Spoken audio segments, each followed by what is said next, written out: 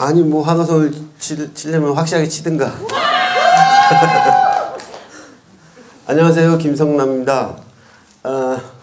발달은 빛, 장애는 무지개 이렇게 잡아놨는데, 사실은 무지개라고 하는 건 먼저 무지개가 나타나려면 먼저 뭐가 있어야 됩니까? 아니, 빛이 있어야죠. 비가 오더라도 빛이 없으면 무지개가 만들어질 수도 없고 보일 수도 없잖아요. 그래서 그런 의미로 제가 제목을 좀 잡아봤어요.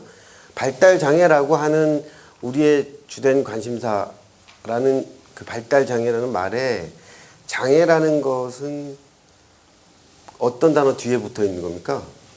발달장애 하면 어떤 글자가 앞에 있어요? 장애 앞에? 이거 한글 모르시는 분들이 많네. 발달장애, 장애 앞에 두 글자는 발달이잖아요. 근데 이제 어머님들이나 종사자분들이나 혹은 치료사, 특수교사분들을 만나러 다니다 보면 다들 제가 볼 때는 발달장애에 다들 관심을 가지고 계시지만 발달장애 중에 장애에 관심이 되게 많으세요. 근데 그게 어떤 면에서 제가 느낀 게 뭐냐면 발달에 대해서는 그만큼 관심이 별로 없으시다 이거예요. 근데 발달장애를 얘기할 때 발달을 모르고 장애만 얘기할 수는 없잖아요. 그래서 제가 그 말씀을 드리는 겁니다. 발달장애가 있는 아이들이라고 하더라도 발달장애가 있는 발달장애 아이기 전에 그냥 아이들이잖아요.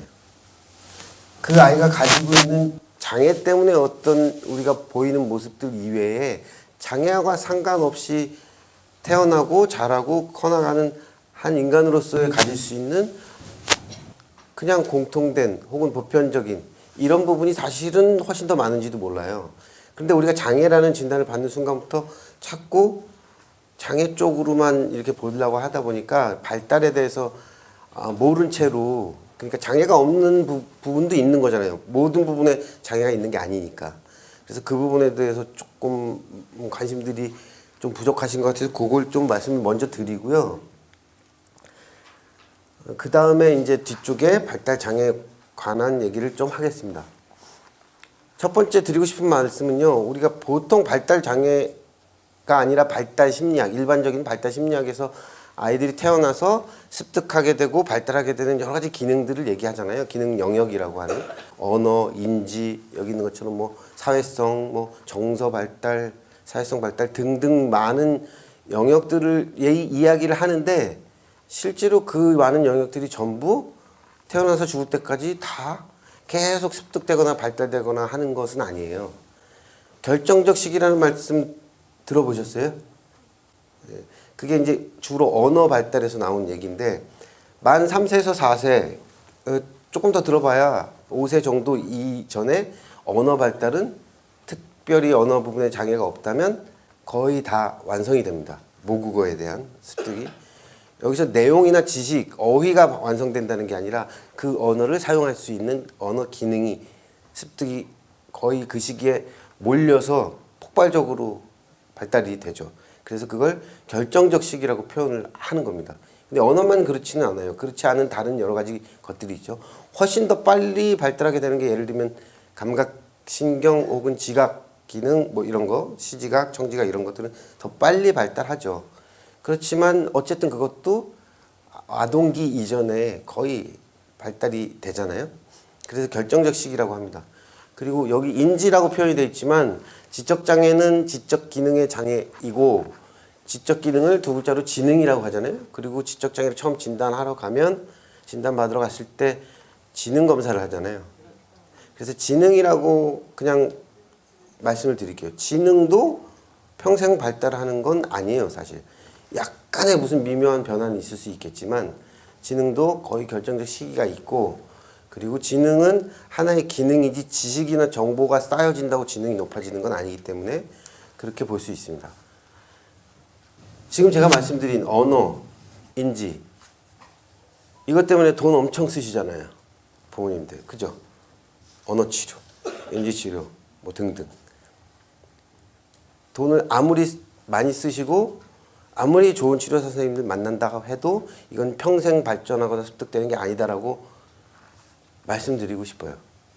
왜 이렇게 제가 조금 강하게 이 말씀을 드리느냐면, 기능이라고 하는 게 언어 기능, 인지 기능, 특히 이런 아주 기초적인 기능은 거의 아동기 이전에 발전이 되는데 장애가 발생했을 때는 그게 조금 더 딜레이가 되죠.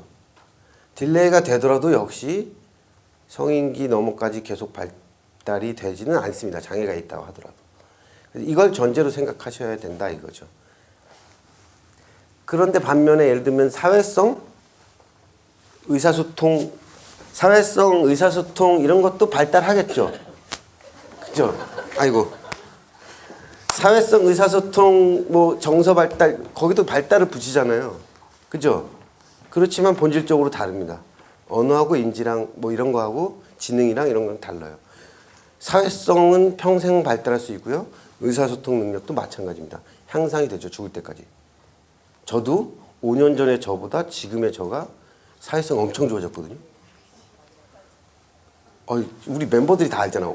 4, 5년 이상 되신 분들이 다 알잖아. 김성담이 진짜 사회성 좋아졌다. 근데 또 말빨도 좋아졌어요. 맨날 이렇게 강의를 다니다 보니까 의사소통 능력도 향상이 됐죠. 40대 중반 넘어서 제가 이런 발전을 보일지는 저도 몰랐습니다. 이렇게 발달될지. 근데 죽을 때까지 발달이 될 수 있죠. 뇌에 특별히 어떤 이상이 생기지 않는 한, 뭐 치매라든지 이런 게 없는 한. 아이들도 똑같아요. 언어 인지는 무언가를 수행하는 데 필요한 기저에 있는 메커니즘이기 때문에 쉽게 말하면 건물을 짓는 그런 거거든요. 근데 나머지 이 오른쪽에 있는 거는 건물을 채워넣는 거예요. 건물은 사실 채워넣는 게 그 안에 있는 물건이나 살림살이나 뭐나 이게 항상 똑같지 않을 수도 있잖아요. 채워넣을 수도 있고 바꿀 수도 있고 또 더 좋은 거로 바꿀 수도 있고. 그래서 일상생활 기술, 의사소통, 대인관계 기술, 뭐 감정과 정서 발달 이 부분은 죽을 때까지 발달한다 이거예요. 이 말씀을 왜 드리냐? 그러면 결론이 나오잖아요. 우리가 아주 오랫동안 관심을 가지고 먼 아이 입장에서 조금 더 먼 미래까지 대비를 하기 위해서 더 많은 투자를 하고 관심을 가져야 될 부분은 사실은 이 부분이죠.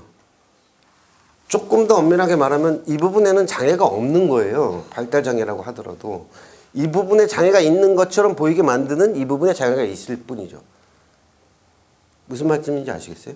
발달장애가 있다고 해서 말이 무발화라고 해서 의사소통 못하는 게 아니잖아요. 지능이 낮다고 해서 다른 사람과 뭔가를 소통하거나 혹은 자기 옷을 입거나 이게 전혀 안 되는 게 아니잖아요. 그래서 결국은 우리가 지향해야 될 발달이라고 하는 것이 지향하고 있는 지점은 정상이 아닙니다. 우리 정상 발달 이런 표현을 가끔 쓰시는데 의사 선생님들 중에도 씁니다. 정상 발달 이런. 그런데 발달이라는 말과 정상이라는 말은 전혀 매치가 되지 않는 겁니다. 왜냐하면 정상이라는 말은 원래 가치 판단을 하지 않아요. 정상이라는 용어는 통계적으로 노미잖아요. 거기다가 우리가 형용사로 AL을 붙여갖고 노말 해갖고 그걸 가지고 사람을 판단하고 가치 판단하는 데다 써서 정상적인, 정상인, 뭐 비정상인, 비장애인, 장애인 뭐 이렇게 구분이 되는 건데 실제로 놈이라고 하는 단어는 그게 아니잖아요. 순수하게 통계적으로 정가운데, 정상분포곡선에서 정가운데. 그러면 모든 남성, 예를 들어서 40대 모든 남성의 100m 달리기를 다 조사해갖고 몇 초에 뛰는지 조사해서 정상분포곡선이 그려지잖아요. 전체 인구를 다 하면. 정가운데 우리 평균 혹은 중간값이라고 하는 게 예를 들어서 40대 남성이면 전대 100m 17초? 너무 빠른가요? 뭐 18초라고 칠게요. 18초가 딱 놈이에요. 18초 5가 나왔어. 통계조사를 해보니까. 그러면 18초 5라는 거 밑으로 위로 뭐가 쫙 나오잖아요. 그럼 18초 5라고 하는 거기에 딱 맞는 사람만 정상이냐? 그렇게 말할 수가 없잖아요. 언어 기능, 인지 기능 혹은 그 밖에 우리가 발달장애 아이들을 진단 평가하고 뭐 맨날 검사하고 할 때 나오는 그 기준들도 마찬가지로 그렇게 해석을 해야 되거든요. 결국은 다 스펙트럼 상의 어느 지점인가 위치에 있는 거고요. 그게 고정돼 있지도 않아요. 근데 요 지점부터 지능이면 정상분포 곡선에서 마이너스 2 표준 편차 밑으로 떨어지면 지적장애로 진단하겠다 뭐 이런 식이에요. 그래서 그게 70 미만으로 떨어지면 이런 식이지만 사실은 그거는 장애를 찾아내기 위한 것이지 실제 인간이라는 존재는 그 아이는 그렇게 구분이 될 수가 없어요. 그러면 똑같이 다 IQ 검사가 65로 나온 모든 아이들이 다 정상이거나 비정상이나 이런 한 가지 잣대로 할 수 있냐? 그렇지가 않죠. 그래서 발달이라고 하는 것을 시키거나 도와주거나 지원하거나 뭐가 됐든 발달 지원이 됐든 뭐가 됐든 그 목표는 정상이 아니라 건강해지는 거죠.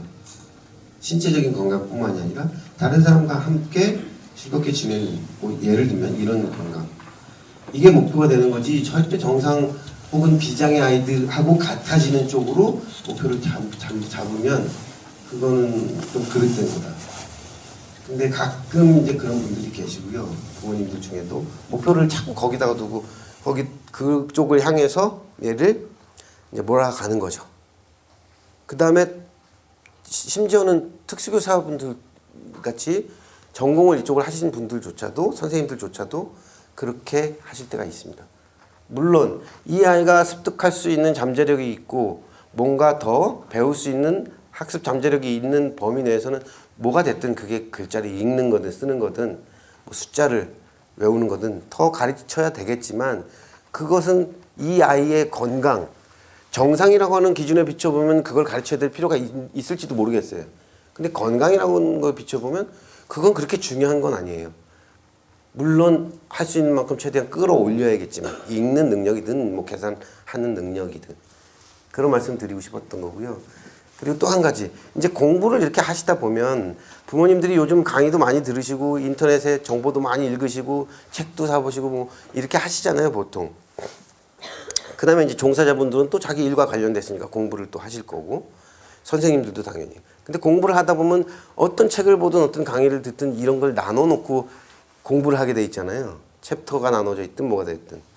그래서 이런 걸 따로따로 공부를 하게 되고 따로따로 강의를 듣고 교육을 받지만 실제로 이 한 아이를 중심으로 놓고 보면 이런 것들은 따로따로 구분이 될 수가 없어요.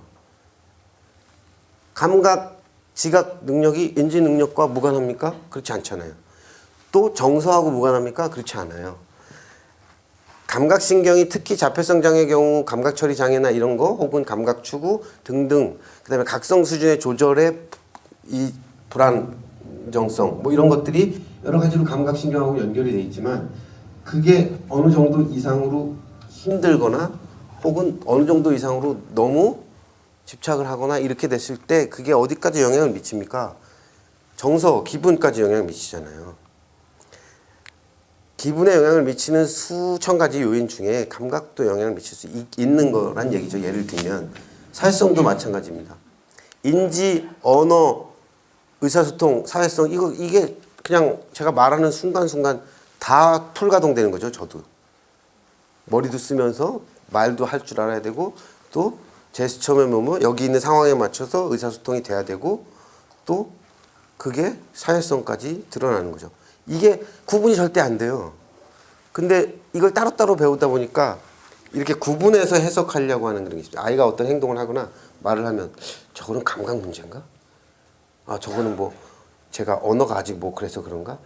물론 그렇게 분석할 필요가 있는 순간도 있습니다만 실제 일상 속에서 아이와 함께 지내는 그 매 순간순간은 이렇게 딱 부러지게 구분이 안 돼요. 한 가지만 더 일례로 말씀드리면 그런 걸 가끔 궁금해 하시는 분들이 있는데 자폐성 장애의 경우에는 기억력이 꽤 좋죠. 보통 비장애 아이들이나 비장애인들보다 기억력이 평균적으로 제가 볼 때는 제 경험상 훨씬 더 좋아요. 더 뛰어나요. 여기서 기억력이라고 하는 것도 여러 가지 뭐 단순 기억도 있고 여러 가지가 있겠지만 어쨌든 제일 아주 파워풀한 거는 자폐인들은 시각적인 기억력, 본 걸 기억하는 거는 아주 뛰어납니다. 여기 계신 분들 평균적인 기억력보다 훨씬 뛰어날 거예요. 그런데 어떤 자폐 친구가 이 기억이라고 하는 거는요 정서하고 연결이 돼 있다는 그 말씀을 제가 드리고 싶은 거예요. 자폐 친구가 자기 동네 길을 걷다가 차도 옆에 길을 걷는데 인도를 걷는데 갑자기 끽 소리가 나면서 차 두 대가 꽝 부딪히고 그 옆에 오토바이까지 부딪히면서 오토바이 탄 분이 막 날아가가지고 머리 깨져가지고 피가 막 흐르는 걸 바로 옆에서 목격했다고 칠게요. 10살 때. 그럼 그 상황, 그 장면 속에 바로 옆에 자기 옆에서 일어난 거잖아요. 그런 정도의 아주 쇼킹한 경험은 우리도 흔히 할 수 있는 건 아니잖아요. 그럼 우리 같은 자폐인이 아닌 비자폐인 혹은 전형적인 뇌신경을 갖고 있는 우리 같은 사람들이 그런 상황에서 그 장면, 그 일을, 사건을, 그 에피소드를 아주 잘 기억하겠죠. 그리고 꽤 오래 기억하겠죠. 그 자폐인도 그런 상황일 때 특히 이제 의사소통이 잘 안 된다고 했을 때 그 친구 한 1년 후나 2년 후에 그 친구한테 그 사건에 대해서 물어봤을 때 얼마나 기억하고 있을까? 우리랑 똑같이 그렇게 기억하고 있을까? 우리랑 똑같이 그렇게 아주 그 강한 기억으로 오래 남아있지는 않다고 봐요, 보통은. 그렇지만 그 차이가 있는 거죠. 뭐냐면 우리가 그런 상황은 왜 더 오래 기억합니까? 정서적인 충격과 함께 기억했기 때문에요. 이게 오래 남아있는 겁니다.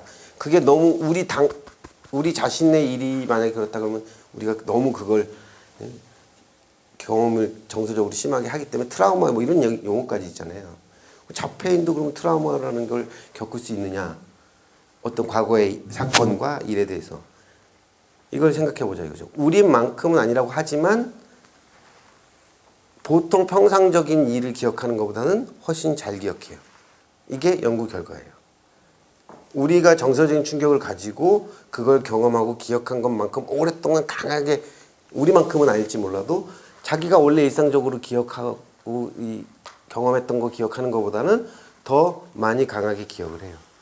다만 정서적인 그때 기분 상태 이런 것까지 기억을 해서 누군가한테 보고를 하거나 말을 할 수 있느냐, 그건 좀 쉽지가 않아요. 그때 정서 경험을 하긴 했지만 그걸 언어화하는 게 쉽지가 않으니까. 그 예를 제가 말씀드린 이유는 바로 이런 것들이 다 연결이 돼 있다는 거죠. 그 다음에 또 한 가지 말씀드릴 거는 발달은 환경과 상호작용한다. 발달은 절대 아이 혼자 발달되지 않습니다. 그리고 가족, 부모, 형제만이 아이의 발달을 도우고 거기에 영향을 미칠 수 있는 게 아닙니다. 그래서 이걸 이제 발달의 생태학 혹은 발달 심리학에서 되게 유명한 이론인데요. 유리 브로펜브레너라는 학자분이 몇십 년 됐어요. 그래서 생태학이라고 하는 거는 원래 환경과 유기체가 상호작용하는 그 문제를 다루잖아요. 발달도 마찬가지입니다. 아이들이 혼자서 집안에서 혹은 자기랑 친한 사람하고 상호작용만 부모나 이런 사람들하고 상호작용만 통해서 발달하지는 않아요. 그래서 먼저 제일 첫 번째 구조는 마이크로 시스템, 그러니까 미시 구조라고 그러죠. 이게 이제 아이가 태어나서 처음 만나는 부모 정도의 관계입니다. 그 다음에 중간 구조, 미시 체계 다음에 중간 체계. 요거는 가족, 그 다음에 유치원, 그 다음에 뭐 이제 유아기니까 학교 뭐 요 정도고요. 이게 다 발달에 영향을 미친다는 겁니다. 그 다음에 이제 엑소 시스템이 이제 대체계인데 조금 더 확장이 되죠. 친구나 이웃, 동네 사람들, 그 다음에 친척, 뭐 증조 할아버지, 이모, 삼촌 뭐 이런 거 다 포함되고, 그 다음에 만약에 지역사회 어떤 기관을 이용한다 그러면 우리 아이들 같으면 복지관이나 뭐 이런 것까지 다 포함이 되죠. 그 다음에 직장. 그 다음에 이제 매크로 시스템이 맨 바깥쪽에 있죠. 우리의 제도, 문화, 규범, 풍토 이런 것들까지 영향을 미칩니다. 맨 바깥쪽이 소위 매크로 시스템이 어떻게 개별 아이의 발달에 영향을 미치는지에 대해서 사실은 우리는 많이 모르고 있는 것 같습니다. 그리고 저도 사실은 이 부분에 대해서는 잘 몰라요. 아마 이 부분에 대해서는 저희 위원님들 중에 정병은 교수님이 사회학자시기 때문에 조금 더 관심도 많으시고 더 많이 공부를 하셨을 것 같은데, 저도 정 교수님 강의를 아직 한 번도 못 들어봐서 다음에 기회가 되면 꼭 들어보고 싶습니다. 근데 제가 생각하는 그냥 수준에서는 그렇게 말씀드리고 싶어요. 중학교 교실에서 수업 시간에 어떤 아이가 껌을 씹어요. 짝짝. 그러면 그 아이가 껌을 씹을 때 보통 선생님들의 반응은 그렇겠죠. 엄마 싸가지 없이 뭐 수업 시간에 껌을 씹어 뱉어 뭐 이런 얘기를 하겠죠. 그건 일종의 뭡니까? 우리 사회의 문화고 규범이거든요. 그런데 그 껌을 씹는 아이가 구강 자극을 추구함으로써 감각신경의 각성 수준의 안정을 취할 수 있는 자폐 아이였다고 생각을 해봅시다. 그렇게 해야 신경이 좀 안정되는, 실제로 그런 친구들 많거든요. 껌 말고 뭐 다른 것 할 수도 있고. 그런데 근데 그런 상황이 있는 아이가 자폐성 장애로 인해서 감각 처리 장애로 인해서 구강 자극이 필요해서 껌을 씹는단 말이에요. 아니 뭐 연필 씹거나 이런 것보다 훨씬 낫잖아요. 네? 다른 사람 손가락 씹는 것보다 낫잖아요. 그런데 그 상황에서 우리가 갖고 있는 우리 사회의 규범 문화를 그대로 적용해서 껌 뱉으라고 이렇게 해서 만약에 강제로 뱉게 했다고 칠게요. 그러면 걔는 학교에서 그거를 뱉는 순간부터 1시간쯤 지가 좀 버틸지는 모르겠지만 1시간쯤 지나면 소위 멜트다운, 텐트럼 말고요. 폭발할 수도 있는 거죠. 한 2-3시간 더 지나면.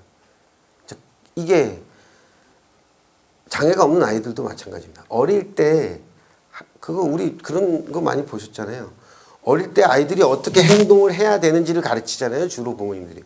부모님들이 그 얘기를 할 때 그 속에는 우리 사회의 규범이나 문화가 있어요. 똑같은 상황인데 미국 교실에서는요. 껌을 씹든 선글라스를 끼든 미국의 선생님들은 아무도 뭐라 그러는 사람이 없어요. 장애가 있든 없든. 왜요? 거기 문화나 규범은 원래 그런 나라니까. 미국 교실에서 껌 씹는데 뭐라고 그러는 교사가 혹시나 있는지 그건 제가 조사를 안 해봐서 모르겠는데 그런 부분이 바로 저는 매크로 시스템에서 영향을 결국은 미시적인 부분까지 미친다고 봐요. 부모님들이 아이들한테 아침마다 등짝 스매싱을 날릴 때 그 이유 중에 어떤 부분은요. 부모로서 내가 태어나서 자라온 이 사회의 규범이나 문화 혹은 도덕적인 기준 뭐 여러 가지 것들이 내재되어 있는 상태에서 등짝 스매싱이 날아갈 수도 있는 거거든요. 그렇지 않습니까? 어떤 다른 기준을 갖고 있는 나라에서는 그 정도는 등짝 스매싱 날릴 정도의 일은 아닐 수도 있잖아요. 오늘 아침에 아이들하고 안 싸우셨죠? 싸우셨나요? 우리 임 여사님이 싸우셨대. 자, 그 얘기를 하고 싶은 거고요. 그 다음에 이제 발달의 일반적인 메커니즘이나 관점에 대한 얘기를 끝냈고요. 이제 발달 장애에 대해서 제가 이거는 조금 중구난방입니다. 왜냐면 하고 싶은 얘기는 많은데 한 가지 얘기만 가지고 쭉 풀면 다른 얘기를 또 놓칠 부분들이 있을 것 같고 그래서 짤막짤막하게 소주제 몇 가지를 그냥 따로따로 말씀드리는 형태로 준비를 했습니다. 첫 번째는 이게 어린 왕자에 나오는 유명한 아시죠 다들? 비밀 하나를 알려줄게. 아주 간단한 건데 마음으로 보아야 잘 보인다는 거야. 정말 중요한 것은 눈에 보이지 않아. 장애를 크게 2가지로 나눌 수 있습니다. 눈에 보이는 장애와 눈에 보이지 않는 장애. 눈에 보이는 장애가 신체적인 장애죠. 휠체어를 타고 계시거나 뇌병변 때문에 뭐 마비가 손이나 어디 얼굴 마비가 있거나 혹은 보청기를 끼고 있거나 수화를 하고 있거나 흰지팡이를 짚고 있거나 안내견을 데리고 있거나 이 부분은 뭐예요? 감각장애와 지체장애는 눈에 보이죠. 눈에 보이는 장애는 바로 이 눈에 보인다는 특성 때문에 지하철이나 버스에서나 거리에서 이런 장애인분들을 만나면 장애에 관해서 아무런 지식이나 뭐 사전 지식이나 배경이 없거나 관계 없는 일반 시민들도 딱 보면 저 사람이 어떤 장애가 있구나 알겠죠. 휠체어를 타고 있거나 뭐 이러니까. 발달 장애는 눈에 보이지 않습니다. 만나자마자 어떤 장애가 있구나 이렇게 알 수 있는 사람은 가족 혹은 이쪽에 대해서 조금이라도 지식이나 뭐 교육이나 이런 게 받은 분들만 가능하잖아요. 그래서 마라톤이라는 영화에 그런 장면이 나오죠. 그 지하철 플랫폼에서인가 아저씨가 엄마랑 싸우면서 미친놈이라고 그러면서 막 욕하고 그래서 또 엄마랑 싸우고 막 걔 패고 그랬었잖아요. 그 초원이를. 그 아저씨가 그렇게 그렇게 행동하게 된, 무식하게 행동하게 된 여러 가지 요인 중에 이 부분도 있는 겁니다. 그 아저씨가 얘가 미친놈이 아니라 정신병자가 아니라 장애가 있고 자폐성 장애라는 게 있고 그게 어떤 장애인지 조금이라도 보자마자 알 수 있는 상황이었다면 그렇게까지 하진 않았지 않았을까요? 근데 그 아저씨가 일반 그냥 동네 아저씨가 그걸 어떻게 알아요? 자폐라는 거 평생 안 들어봤을 수도 있고 본 적도 없고 그게 장애인지 혹은 정신질환인지 모르잖아요. 바로 이 지점 때문에 사실은 일반 시민들이 발달장애는 다른 장애와 달리 더 인식이나 이해에 대한 정보나 교육이 필요하다라는 결론도 나오지만 그것뿐만이 아니라 바로 이 지점 때문에 사실은 여기 부모님들 많이 오셨잖아요. 내 아이가 발달장애 진단을 받기 전에 발달장애가 어떤 건지 알고 계셨던 분 계십니까? 아마 거의 없으실걸요. 바로 이 지점 때문에 부모님들도 혹은 종사자분들도 혹은 특수교사든 누구든 발달장애를 이해하는 건 쉽지가 않아요. 정말 어렵습니다. 제가 뭐 대학 졸업한 시점으로 치면 한 22년째 이쪽 공부를 하지만 아직도 너무나 공부할 게 많고 어렵습니다. 그런데 그러면 모든 사람이 발달장애에 대해서 전문가가 돼야 됩니까? 그 정도의 장애 인식 개선 교육이 필요할까요? 그건 아니죠. 근데 중요한 거는 첫 번째는 바로 가족, 부모님들부터 눈에 보이지 않는 거를 볼 수 있는 이런 뭐라 그래야 되죠? 이걸 뭐라 그래야 되지? 안목이라고 해야 되나? 뭐라 그래야 되나? 그런 마인드를 가지셨으면 좋겠어요. 발달장애가 가장 소외되고 있는 장애, 이것도 좀 다른 얘기입니다. 장애인 차별금지법에 보면 조항이 되게 많죠. 그 중에 상당 부분의 조항은 두 가지로 요약이 돼요. 편의 제공 혹은 편의시설, 그 다음에 정보에 대한 접근성, 두 가지로 요약이 되거든요. 근데 그 조항들이 다 장애인에게는 뭐뭇이 이런 상황에서 제공되어야 한다. 쉽게 말하면 그게 편의 제공이죠. 혹은 장애로 인해서 요런 것들을 당하면 안 된다. 차별이다. 그게 뭐 이런 것들이 있어요. 그 장애인 혹은 장애 이 앞에다 발달자를 붙여서 다시 읽어보면요. 차별금지법에 있는 조항의 한 3분의 2, 적게 봐서 3분의 2, 한 8, 90% 이상은 발달장애인은 해당이 안 되고 있어요. 실제로 그 조항에 따라서 뭔가 권리를 보장받고 있지 못한 현실이다 이거예요. 왜냐하면 물리적인 장애, 앞에서 말씀드렸던 신체적인 장애인을 위한 조항들로 거의 꽉꽉 채워져 있기 때문이거든요. 여기 오실 때 휠체어 타신 분들이 올 수 있도록 경사로와 엘리베이터와 심지어 무대 옆에도 저게 있네요. 경사로. 경사가 좀 급하긴 하지만 이런 것들을 장애인 차별금지법에 의해서 만들어 놓게 된 거고 그거는 2008년부터 만들어지면서 엄청 이런 부분에서는 좋아졌죠. 아직도 안 돼 있는 게 많지만 제조는 아니죠. 그러면 편의 제공, 이게 편의 제공이잖아요. 그래서 제가 다른 강의 때 자주 드리는 말씀이에요. 발달장애인을 위한 편의 제공은 어디 있냐? 제공이 되고는 있는 거냐? 어디 있을까요? 발달장애인 이런 질문을 드리면 처음 이런 얘기를 들으신 분들은 답을 못 하세요. 왜요? 발달장애인한테 무슨 편의 제공이 필요해? 보통의 생각이 이렇잖아요. 우리가 편의시설 편의 제공이라 그러면 물리적인 장애인만을 생각하기 때문에 그래요. 근데 상당히 많은 부분에 시각화든 구조화든 뭐가 됐든 우리가 중재 전략이나 지원 전략이라고 부르는 여러 가지 것들이 사실은 편의 제공, 의무적으로 제공돼야 되는 편의 제공이기도 한 거예요. 100%는 아니지만. 구조화로만 말씀을 드리면 예를 들면 여기는 이미 단상과 의자가 2열로 이렇게 배치되어 있고 문이 저쪽에 있고 또 뒤쪽에 2개 있고 단상 뒤쪽에는 또 대기실 가는 문이 있고 이렇게 구조화가 되어 있잖아요. 이게 구조화거든요. 이렇게 구조화되어 있으면 발달장애인이 여기 들어왔을 때 지능이 많이 떨어지더라도 어디에 앉으면 되겠다라는 걸 알 수 있잖아요. 근데 만약에 여기가 체육관이라고 칠게요. 의자가 없어. 그냥 마룻바닥 쫙 있는 체육관 있잖아요. 그런 상태면은 구조화가 여기보다 훨씬 덜 된 거죠. 근데 거기서 뭘 한대, 행사를. 발달장애인 친구들 들어오라 그랬어요. 왔어. 앉으라 그랬어. 어디에 앉아야 하는지 판단하기가 훨씬 어렵죠. 그죠? 이게 구조화예요. 쉽게 말하면. 구조화가 발달장애인한테는 스스로 판단할 수 있는 능력을, 본인의 능력을 키우는 게 아니라 본인 수준에서도 어떻게 내가 움직이고 행동하고 어디로 가고 오고 또 앉고 서고 해야 되는지를 쉽게 정보를 제공해 주는 방법이고 지원 전략이에요. 그러면 정보를 쉽게 접근하게 만들어주는 방법 지원이라면 편의 제공이잖아요. 그게 엘리베이터 버튼의 숫자를 볼 수 없는 장애가 있죠. 무슨 장애예요? 시각장애 뿐만이 아니죠. 숫자를 읽을 수 없는 발달장애 친구들 많아요. 그죠? 결과로서, 그 장애로 인한 결과로서 손상이 됐거나 기능이 습득되지 않는, 눈을 볼 수 없어서 숫자를 못 보거나 숫자를 보지만 그게 숫자인지 글자인지 그림인지 모르거나 결과는 똑같아요. 인간이 무언가를 수행하기 위한 조건으로서 거기에 장애가 있는 건 똑같잖아요. 근데 점자는 있는데 1층, 2층, 3층, 4층 있잖아요. 여기도.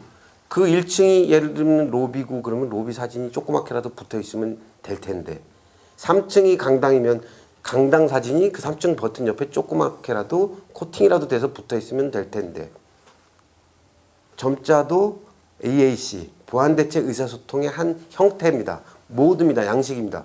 그림도 AAC의 한 형태고 모드예요. 점자는 제공해 주는데 왜 그건 제공을 안 할까요? 이걸 편의 제공이라고 생각하지 않아요. 그림 코팅해서 뒤에 찍찍이 붙은 거는 유치원이나 특수학급 교실에서 쓰는 교육자료일 뿐이죠. 30년 전이나 지금이나 유치원이나 특수학교 교실에서 제일 많이 쓰는 교재 교구는 코팅된 찍찍이 붙은 그림카드잖아요. 스마트폰 100만 원짜리가 있어도 안 쓰잖아요. 뭐 그게 나쁘다는 얘기는 아니지만 필요한 거기도 하니까.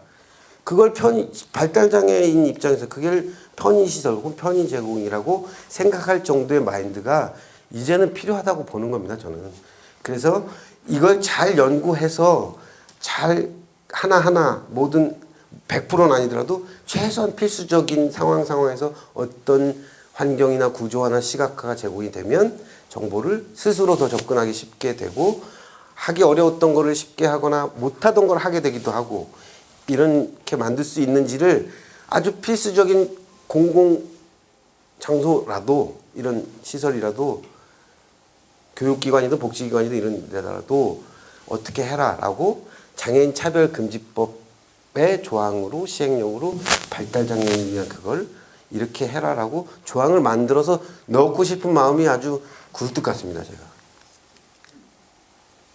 근데 그게 잘 안 됩니다.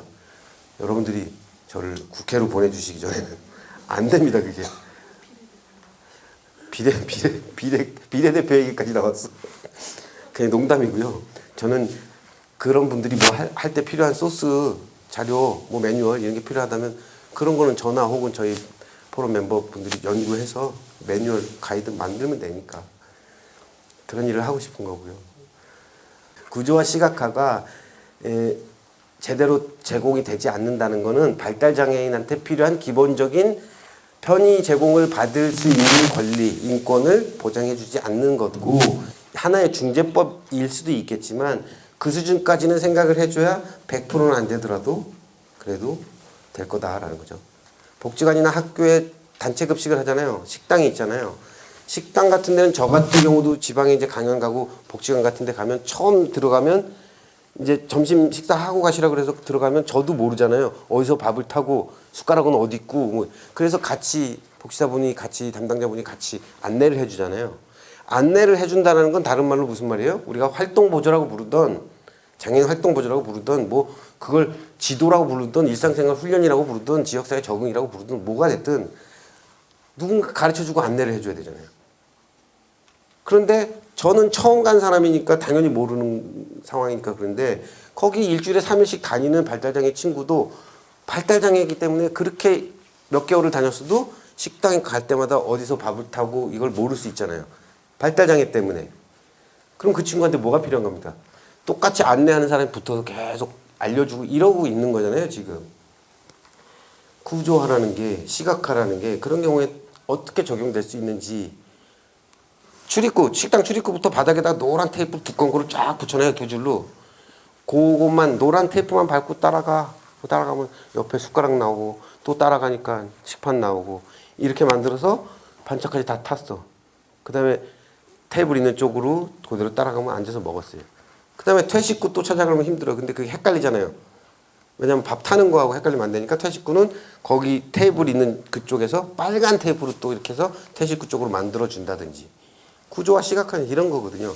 물론 이렇게 해도 어려운 친구가 있겠죠. 안 되는 친구가 있겠죠. 그렇지만 이렇게 해놓음으로써 환경을 이렇게 구조화하고 시각화해 놓음으로써 그 중에 몇몇 친구라도 혼자 하게 되면 이걸 통해서 이게 지원이고 이게 편의 제공 아니냐 이 말씀을 드리고 싶은 겁니다.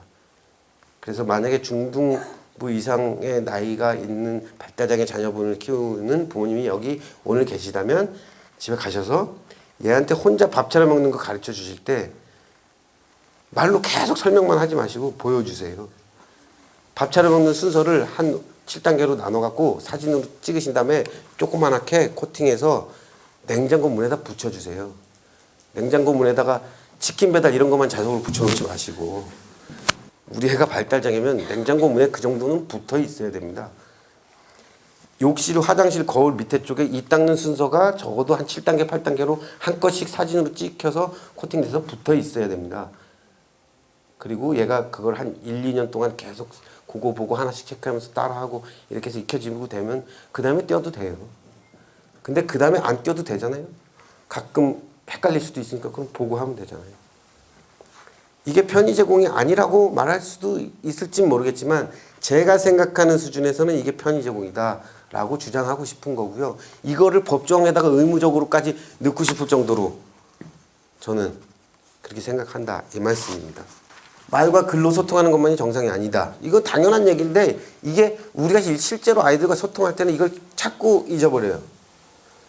말로 뭘 소통을 해야 소통이 된다는 그 생각 이게 자꾸 떠오르는 거죠.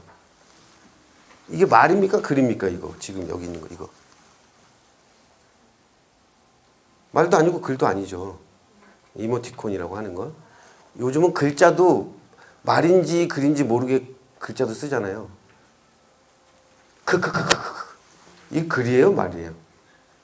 새로운 형태라고 주장을 합니다. 학자들은 말과 글의 중간 형태. 그리고 아주 빠르게 타이핑을 해서 짧은 메시지로 마치 말하듯이 폰을 통해서 소통을 해야 되기 때문에 이런 형태가 나오게 된 거다 이런 거죠. 재밌는 게 이건 여담입니다만 저 같은 40대 중년 뭐 이렇게 아저씨들은요 재밌고 웃겨도요 크크크크 절대 안 해요. 흐흐흐흐만 해요. 이게 세대별로 문화가 또 다르더라고요. 이 말씀을 왜 드리는 거냐? 그만큼 이건 말의 성격을 갖고 있잖아요. 글자이면서. 근데 거기에서 또 한 차원 더 쉽게 내려간 게 이 이모티콘이죠. 카카오톡 이모티콘 200초코 2,000원이면 15개 사죠. 15개가 몇 개인가. 그 이모티콘 중에 발달장애 아이들이 일상적인 대화를 하는데 필요한 한 2, 300개 정도의 아주 필수적인 기초적인 AAC에서 사용하는 한 컷의 그림들, 한 단어에 한 컷씩 그림들이 있거든요. 보완대체 의사소통. 그게 카카오톡에 이모티콘으로 들어가 있는 거 보신 적 있으세요? 없죠. 왜 없을까요? 아니 왜 없어야 할까요? 우리가 재미 삼아서 하는 거는 이렇게 많은데 정말 필요할지도 모르는 발달장애가 있으면서 말이나 글은 안 되지만 카톡으로 그림 골라서 누르는 건 되는 수많은 자폐 친구들이 이게 있으면 일상적인 대화 아주 기초적인 건 이걸로 편하게 카톡으로 누군가가 주고받을 수도 있는데 왜 이게 없을까요? 저도 모릅니다. 제가 열심히 일을 안 해서 그런지. 근데 돈은 많이 안 듭니다. 제가 이런 컨텐츠 뭐 소프트웨어 멀티미디어 개발하는 회사를 한 7, 8년 다녀봤기 때문에요. 이 경우에는 캐릭터 상품화 하기 때문에 비싸지만 이런 정도. 실제로 AAC나 보완대체 의사소통용으로 쓰는 거는 그냥 사실적인 그림들 위주잖아요. 그런 것들은요. 미대생 이런 친구들한테 한 4학년 정도 되는 친구들한테 주면 한 컷에 5,000원이면 제작이 돼요. 그러면 500단어 정도면 실제로 하루에 우리가 반복적으로 쓰는 기초적인 어휘는 다 되거든요. 거의. 5,000원이면 500개 만들면 얼마입니까? 300만 원도 안 드는데 왜 없을까요? 우리가 한번 생각해 볼 문제다 이거죠. 정말 도움이 될 거라고 봅니다. 저는. 지능이 많이 떨어지고 무발화인데 스마트폰 잘 쓰는 친구도 많아요. 글자 모르는데 뭘 눌러. 글자를 모르는데 얘가 유튜브에서 이걸 어떻게 찾았지? 막 이런 걸 막 보고 있어. 찾아준 것도 아닌데. 그렇지 않습니까? 그렇잖아요. 근데 그걸 의사소통 도구로 쓸 수 있게 해줄 수 있는데 500컷이 250만 원이면 500만 원 들여서 한 1000컷 그림 만들어주면 훨씬 좋겠네요. 카테고리별로 나눠서 다운받게 하면 되잖아요. 화장실에서 필요한 어휘, 밥 먹을 때 필요한 어휘, 씻을 때 필요한 어휘. 집에서는 그 정도 예를 들면 그 다음에 옷, 의복과 관련된 학교에서는 놀 때 국어 시간에 혹은 뭐 미술 시간에 필요한 어휘들이 있어요. 이미 그건 정리가 다 돼 있어요. AAC 분야에 보면 어휘의 그 레파토리는요. 카테고리별로 상황별로 장소별로 이미 다 정리가 돼 있어요. 외국에 다 돼 있어요. 번역만 하면 돼요. 시간이 다 돼가네요. 제가 한번 읽어볼게요. 비장애아가 무언가를 모으면 수집이래. 발달장애가 무언가를 모으면 집착이래. 비장애 아가들이 중고등학생들이 의자에 앉아서 교실에서 다리를 떨면 습관이래. 자폐아가 다리를 떨면 상동행동이래. 비장애아가 소리를 지르면 화났냐? 화났구나. 발달장애아가 소리를 지르면 문제행동이래. 비장애가 그림을 잘 그리면 적성이래. 자폐아가 그림을 잘 그리면 서번트래. 여기 계신 분들도 한번 이거 생각해 볼 만한 문제 아닙니까? 한 친구가 있는데 12살인데 마트를 엄마랑 가길 좋아하는데 마트 가갖고요. 과일 코너에만 계속 1시간 동안 서 있어. 엄마가 장 보는 동안 계속. 그래서 과일 코너 가면 오렌지, 사과, 배 이런 데 보면 거기에 스티커 붙어 있잖아요. 그거를 다 자기 쪽에 보이게 다 돌려놔 하나씩. 그리고 엄마가 장 보고 끝나고 나올 때쯤 되면 엄마한테 무조건 1개 이상은 꼭 그 과일을 하나 이상은 사갖고 가야 돼요. 집에 있더라도. 그 사갖고 알았어 그럼 하나 사줄게. 가지고 차에 타자마자 얘네 스티커를 뜯어요. 그런 다음에 자기 가방에서 공책을 열어. 공책에다 붙여요. 공책에 벌써 쫙 붙어 있어. 그리고 집에 가서 자기 방에 들어가서 침대 밑에서 뭘 꺼내. 공책이 한 50건 있어. 다 그 스티커예요. 이 행동만 제가 묘사했잖아요. 그걸 스티커 대신 우표로만 바꿔보자 이거죠. 수집이라고 할 수도 있는 거 아닙니까? 이거는 비전형적인 거지 비정상적인 게 아니잖아요. 비전형적인 거는 사실은 우리가 특이하다라고 표현을 하지만 신경학적으로는 자폐는 더 특이한 부분이 많죠. 그러니까 그래서 이거를 뭐라고 부르느냐. 여기서 이 문장들이 함축하고 있는 하나의 개념이 있습니다. 그게 바로 신경 다양성이에요. 뇌신경이 비전형적인 발달장애, 이게 자폐거든요. 그럼 그걸 비전형성 혹은 특이성, 이상함, 비정상이 아니라 다양성의 일종으로 인정해달라라는 얘기죠. 이게 그 얘기잖아요. 결국. 이상하다고 보지 말라. 물론 문제가 되거나 우리를 힘들게 하거나 주변 사람들을 힘들게 하거나 정말 이상한 행동들도 있을 수 있어요. 그거는 장애로 인해서 어쩔 수 없이 생기는 문제들이고 그런 문제들은 해결이 돼야 되겠죠. 어떤 중재법이든 뭐 ABA든 아니면 무슨 인지행동 치료든 뭐든 해야 되겠죠. 지금 그 부분을 말씀드리는 게 아니에요. 이 기준으로 보면 별 문제가 없는 그냥 이 아이가 할 수 있는 자기만의 어떤 그 다양한 개성 혹은 취향 혹은 뭐 이런 걸 수도 있는 부분도 있는데 그 부분까지 우리가 어떻게 해석을 해요? 장애로 대입을 해서 해석을 하니까 이 말씀 드리는 겁니다. 그래서 그 스티븐 그레이라는 분이 하신 말씀을 우리가 계속 쓰고 있잖아요. 자기는 틀린 게 아니고 다른 거다. 원어는 different, not less거든요. less. 잘못되거나 부족한 게 아니다. 물론 장애로 인해서 부족한 게 있죠. 글을 잘 쓰는 사람에 비하면 글을 아예 읽거나 쓰지 못하는 아이들은 부족하겠죠. 기능적으로 저조하겠죠. 근데 그게 우리가 살아가는 일상 속에서 행복하게 살아갈 수 있는 것과 얼마나 관계가 있느냐. 앞에 첫 번째 말씀드렸잖아요. 크게 관계 없어요. 말 못한다고 불행합니까? 그러면 말을 못하는 발달장애가 말을 못해서 불행한 거면 말 못하는 장애가 발달장애만 있습니까? 농아인들 말 다 못하잖아요. 그분들이 다 불행해요? 근데 왜 발달장애는 말 못하면 불행할 거라고 생각하냐? 이 말씀 드리고 싶은 거예요. 기능의 저조함, 우수함 이런 거 가지고 그 사람의 행복이 결정된다는 생각은 우리 귀에 못이 박히게 들었잖아요. 영화 제목도 있잖아요. 행복은 성적순이 아니잖아요. 행복은 우리나라는 돈순인 것 같긴 하지만 뭐 어쨌든 실제로 아주 평범한 무슨 돈을 많이 벌고 이게 아니라 그냥 보통 사람들의 서민적인 삶 속에서도 일상 속에서도 어려움 없이 행복을 소소한 행복을 느끼면서 살 수 있는 정도면은 발달장애인한테는 그 정도면은 좋겠다라고 생각하시는 분들이 얼마나 많습니까? 그게 안 돼서 우리 힘든 거잖아요. 얘가 글을 못 써서 말을 못해서 힘든 거 아니거든요, 사실은. 그 다음에 스마트폰. 시간이 5분 정도 남았는데 이거는 스마트폰을 저기다 연결해서 보여드려야 되는데 그 시간이 없으니까 이제 제가 입으로 설명할게요. 아이드레스라는 앱인데요. 앱을 딱 키자마자 현재 내가 있는 곳의 기온, 날씨, 뭐 좀 흐리고 11도 이렇게 나와 있네요. 그리고 그 날씨에 따라서 빨래줄에 이렇게 옷이 걸려 있는데 요 화면 바로 떠요. 지금 내가 있는 위치. 이 발달장애인이 이걸 켰을 때, 앱을 켰을 때. 그 다음에 왼쪽으로 한 번만 쓱 무지르면 뭐가 나오냐면 요 날씨에 나갈 때 내가 외출할 때 입기에 적절한 옷은 긴 팔인지 짧은 팔인지 무슨 두꺼운 겨울 잠바인지 이런 것들이 상의, 하의, 신발, 모자 이렇게 갖고 쫙 나와요. 한번 문지르면 그냥 자동으로 쫙 나와요. 이 앱의 기능은 이게 전부예요. 이 기능밖에 없어요.